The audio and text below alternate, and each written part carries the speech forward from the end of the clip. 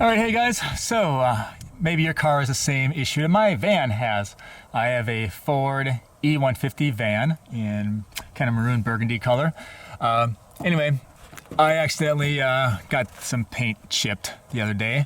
So I was at the auto parts store, in this case O'Reilly's. I'm in Minnesota, but you can call any O'Reilly store, I guess, and see if they have that option. But you can actually order some matching paint.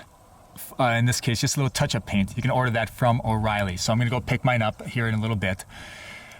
They're asking me, well, what's your paint code? I'm like, I don't know what a paint code is. I'm sure they have one, but I'm like, I can give you my VIN number. But anyway, yeah, so the paint code, where did I find that? I found that. So on the inside of your door, I looked and I'm like, well, where's my paint code? Where's my paint code? I was there, and I was like, oh, wait, up here. It says EXT, exterior PNT paint. Mine was JL. So that's where my paint code was for my van. And I'm gonna go to O'Reilly's now. I ordered it last night, so I'm gonna go there and pick it up. And hopefully it's gonna match. And yeah, we'll get my van looking a little bit nicer in some of these areas.